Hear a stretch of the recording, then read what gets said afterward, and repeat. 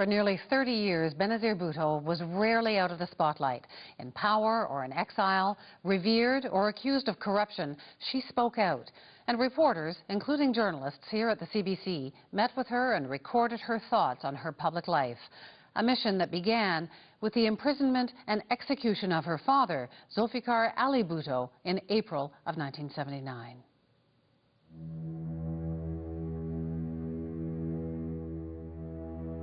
My father was very calm, and he talked to family matters, he talked to party matters, and I keep seeing his face. They asked, at the end of the meeting, I said that I'd like to hug my father goodbye. He'd been the president, the prime minister, he'd brought them back from the camps of India. They wouldn't even open the cell doors for me to kiss him goodbye. And then we just went back and started the countdown to death. Nobody else knew, nobody else was aware.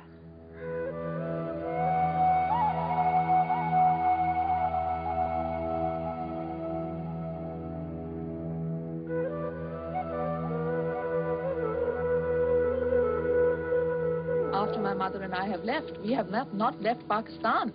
We have not come out as political refugees or sought political asylum. We are Pakistanis and we'll go back to Pakistan. That's our homeland. That's where we live and that's where we'll die.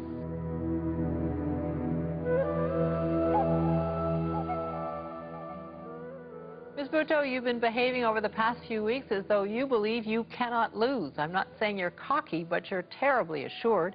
Why are you so certain that you can survive and that you can even win political power this way?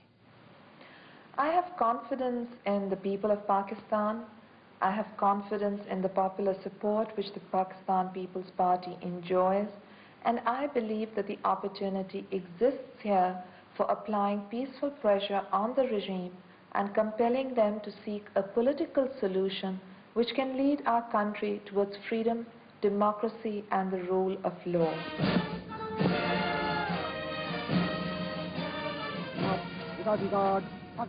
We would like Pakistan to be an example of the humane face of Islam.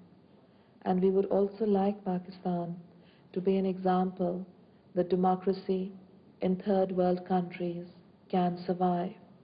It appears that in many ways you're trying to live out your father's life for him, to fulfill his objectives. Is that so? Not at all. Each person has to live their own life. I loved and admired my father tremendously. I still do. But each one of us are individuals in our own right. I live my life according to the principles I believe in. What are the most important political lessons that your father taught you? It's so difficult to come to any one single point. But ultimately, perhaps I could say to fight for your principles, irrespective of the cost. Because it's not power that matters. It's the fight that you put up which matters. It's not the religious condition which oppresses women. Fundamentalist Islam has found much coverage in the West, but the more progressive view of Islam is not so well known.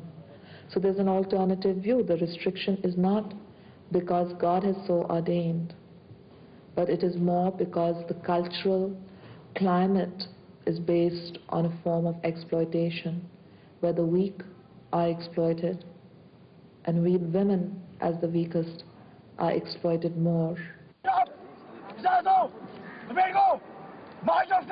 There's a sense that your enemies in the military are sort of conceding that they will wait on the sidelines, wait for you to slip, and then pounce. Do you feel that threat? Well, I have always been an optimist, so I don't feel threatened. And I guess that the years of fighting martial law left their own mark, because if at that time one pondered on what would happen, one would not move. And therefore, I don't ponder on what could happen. I feel confident that I have the support of the people of the country. President Bush says that he's going after Iraq because he wants democracy there. But in fact, his ally in Pakistan is a military dictator. So this is not really about democracy.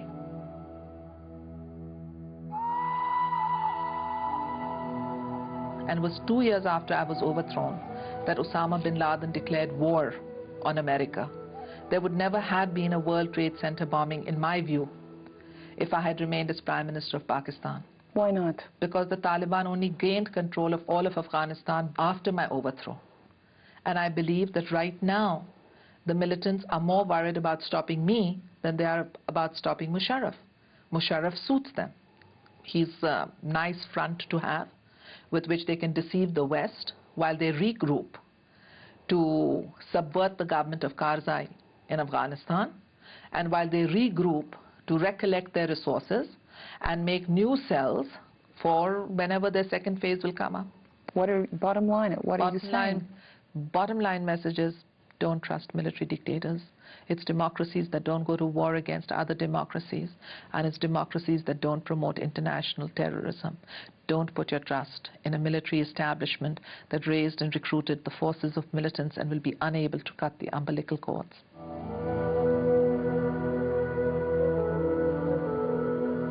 If you were to become Prime Minister, could you really take on the jihadists? Could you really take on those forces? Yes, I think my government can. And we have the experience, because in 1993, the first attack on the World Trade Towers had taken place. Pakistan was on the brink of being declared a terrorist state, and it was my government that moved firmly against the terrorist elements. They were taking on my government at that time, and that's why I say they fear the PPP. The chief members of Al-Qaeda, like Khalid Sheikh, who's been called the CEO of Al-Qaeda, and Ramzi, who planned the second attack on World Trade Towers, and Ramzi Youssef, who planned the first attack on Trade Towers, took me on. They took me on because they saw a progressive, dynamic Pakistan addressing the needs of the people as undermining their plan and undermining their conspiracies. But are you overselling your ability to actually get control of these forces simply by having democratic elections? I have the confidence that I can do it. I have the confidence that the Pakistan People's Party can do it, subject to Parliament having the power without the 8th Amendment to dismiss it. Because I've dealt with the terrorists before. They've tried to kill me. They've tried to kill members of my party. They've succeeded in killing members of my party. They've killed the members of our armed forces and our police. But we've dealt with them before in Karachi. We had them killing the terrorists were killing 30 people a day. We pulled the army out, we went to the people, we boosted the morale of our law enforcement, we tried to deal with the bread and butter issues of our people, and we drove the terrorists out. Have you been pulled back into this? I mean, you've been in exile for so many years. You must have thought that you're not going to return to political life. Have you been pulled into this unwillingly? I never thought I wouldn't return to political life, no matter how bad it got. And I can't tell you how bad it got in the last 10 years. And not, just last 10 years we talk. Even last year, I can never forget the day when I was given a printout from an Interpol list, and I saw on the 85 most wanted people my mugshot with Zarqawi, the Iraqi insurgent. So it's been a tough time, but I never throughout all that depth of despair gave up my hope in the people of Pakistan, that they would stand by me and that I would go back. How deep was that despair? Well, it was, the days were difficult. General Musharraf had appeared as this white knight on shining armor, key ally of the West, and I remember one correspondent in London telling me that when you take on General Musharraf, you're actually taking on President Bush. And I said, no, I'm not taking on anybody outside Pakistan. I'm fighting for my people, and I believe that my people's survival lies in democracy, because I believe people become stakeholders when they participate in decision-making of their government. But the days were very bad. They were very difficult. My life was like Madame Tussauds mirrors. It was so strange. On the one hand, I was being treated like a political pariah, and on the other hand, I had so much affection and support from ordinary Pakistanis. So I never lost hope. 20 years ago, when I interviewed you last time in person in Pakistan, I asked you if you actually liked politics or if you had just inherited it from your father out of duty. And you were ambivalent at that time. You didn't have a clear answer. I'm wondering if you were ambivalent then, if you're not now, if you actually, do you see this as something that you like doing, being in politics, or is it something that you must do? Well, it was a duty for me 20 years ago, but now it's my passion. I feel my country's very existence is at stake, and I don't want my children or the children of Pakistan ending up as refugees. It's a passion for me to save my country. I feel it's something I must do, and I hope that with the support of the people of Pakistan, I can do it. When you met me 20 years ago, I didn't have a single gray hair. I think I've learned quite a bit.